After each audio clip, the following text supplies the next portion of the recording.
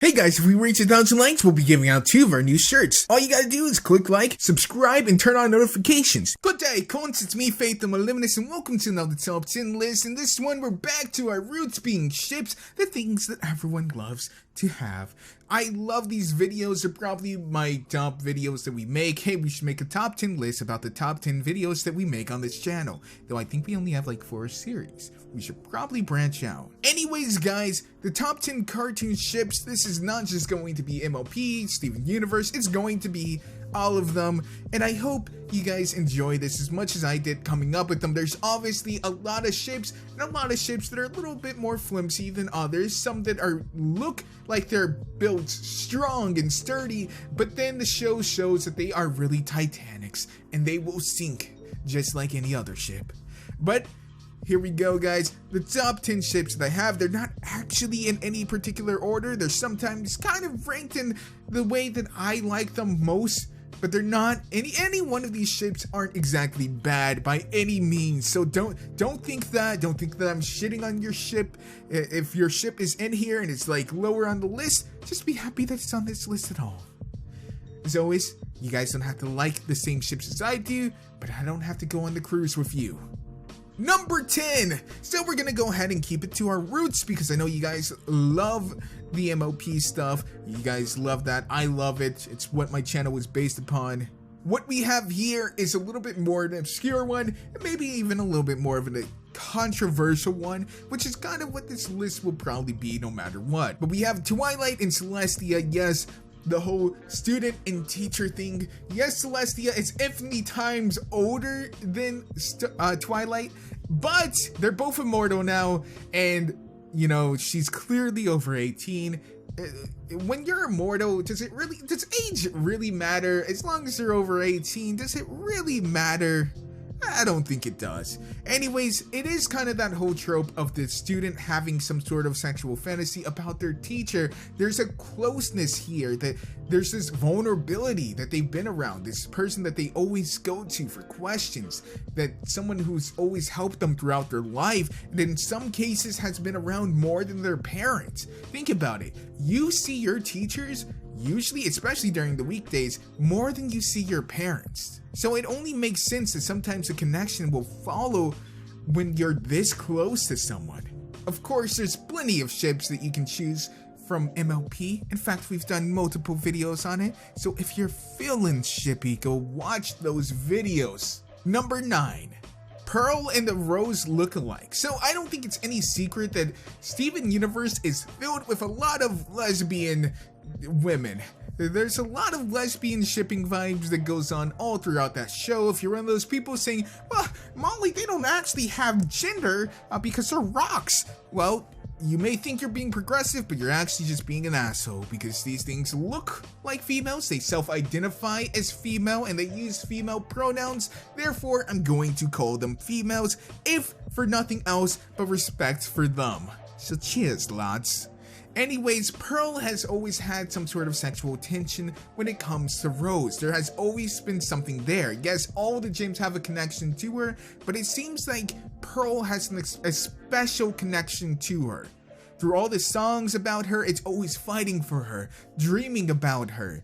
And when Pearl meets a female that resembles a lot like Rose, they hit it off. In fact, we actually see her get that person's number. I haven't seen anything actually be developed further in the show with this, but that was an interesting moment. It's pretty clear that Pearl has a thing for Rose, and if Rose was alive, then maybe she'd reciprocate those feelings. And if Rose was still alive and Greg wasn't there, then who knows what could have happened. Number 8. Nick and Judy. Zootopia. Yes, we're going furry. I mean, hey, we already make brony videos. What's one more level of degeneracy, whether it be up or down? Let's not get into that debate. Nick and Judy from Zootopia are obviously pretty ship heavy. Look, they are buddy cops, female, male, whatever. You know, there's going to be some sort of sexual tension that often forms when you're working this close together, and nothing blooms love like the battlefield. There's less material to go on here, but if you ask the fandom, this is apparent. This is just something that is. This isn't even debatable. This ship is not debatable in the Zootopia fandom. This is as good as canon. And yes, Disney has obviously given us hints and clues, but it was nothing really like obvious about it to the point of them saying anything.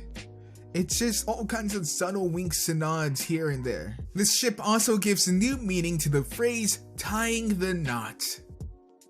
Number 7, Dipper and Wendy. Okay, so this is another weird age thing, but it's not as creepy because I think Wendy is like 17 and Dipper is like 15? No, he's not high school. I think she's like 15 and he's 13. It's something like that. It's a slight age difference, and they kind of, I guess, play on that as to reasons as to why he can't be with her. Not only that, but he's not actually local as well. But there are a lot of cute scenes with these two. The whole trope of a kid having a crush on an older person or slightly older person, it's usually like someone in middle school having a crush on someone in high school, and that's common. You have all the time someone in middle school who likes a freshman or sophomore person because they're seen as someone who's older and cooler, but they're not so old that they are intimidating. And it just happens that the way that a male's mind works, especially during puberty, is that they still find older women more attractive because they're fully developed. That's part of the allure, but he also sees her as being cool. She seems to be the symbol of coolness to him, and he seems to just really enjoy her company. Number 6, Beast Boy and Terra. So if you guys remember the old Teen Titans and even a little bit of the new one, Beast Boy and Terra had a very complicated story arc full of betrayals and sacrifices. I don't want to spoil it, but then again, it is like 6 or 7 years, like, you know, since it's aired. But Terra ends up always having a reason, and it is often a legitimate reason as to why she can't be with Beast Boy. And it is a very it's a very rough relationship between the two, but it's one that's very well written and very powerful too. Eventually it ends, as all superhero relationships ends, with the female or male sacrificing themselves to save everyone. Terra sacrificed herself in a way that turns her to stone, and Beast Boy is unfortunately left forever without her. Number 5, Korra and Asami. Korra and Asami are probably less implied, but still pretty implied towards the end of the show. There's all kinds of subtle winks and nods. Tumblr will show you that even hint at Korra being bisexual before the ending, but there was always a thing with Korra, and obviously they can't explicitly say that because in certain places where the show is aired, it would be illegal, and so they would never get the green light to do that. But if you ask any of the animators or the writers on the crew, they'll just tell you it's you know, if that's how you take it, we're not gonna say that that's wrong. Number 4, Star and Marco. Star Versus is an interesting little series on Disney XD, probably one of the better shows on Disney XD actually, and it's pretty interesting. It features a princess from another dimension coming to our plane of reality and living with someone called Marco, a Mexican immigrant, or at least the son of Mexican immigrants, who got in before the wall went up, and they have all kind of neat adventures. And again, nothing breeds love like the battlefield. These two have some pretty touching moments, and I don't want to spoil too much of it because this is a newer series, but a lot of them lean towards some sort of romantic interest. And in fact, it may or may not be confirmed later down in the series. Number 3. Well, I did double up on this one, but I doubled up on 2 shows. I won't spoil the second show that I doubled up on, but MLP, I have one that I have to give to my favorite, Sunset Shimmer and Sci-Twi. Jhfly is the human version of Twilight Sparkle in the human world. Essentially, it's like our world, and that's where they are. But Sunset Shimmer has some cute moments with Jhfly. It's kind of like Sunset is the one that's saving her and teaches her all the lessons that she learns and is there to comfort her. She's a real friend, and sometimes people take friend. I mean, you can't spell friendship without ship. So just because they're friends, you know, there's a little bit more tension there. And of course, the fandom takes this and runs. There's a lot of touching moments, a lot of blushing, a lot of weird glances towards each other that could be interpreted as something that could be more than just a friendly look or a friendly level of things. Again, that just might be wishful thinking on my part. Number 2. Peridot and Lapis. This one has got to be my favorite ship in the entire Steven universe arc. I just love this ship. Peridot is an amazingly adorable character that doesn't know how Earth works, doesn't know how emotions necessarily work, and it's so cute to see her try to learn everything and try to, you know, express what she's feeling in a constructive manner that isn't just shouting. And Lapis is a very emo character now, and it's just, you know, she's a very tsundere character, and I'm loving the interactions between the two.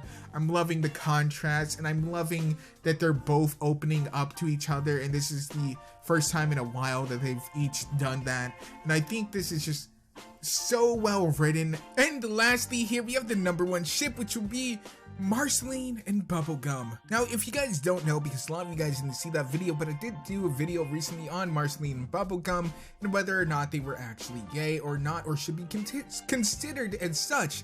Because yes, they are actually used to date, and they still probably have feelings if anything from the show is to go by. But they're not ever going to actually be admitted as being as such or ever having that connection.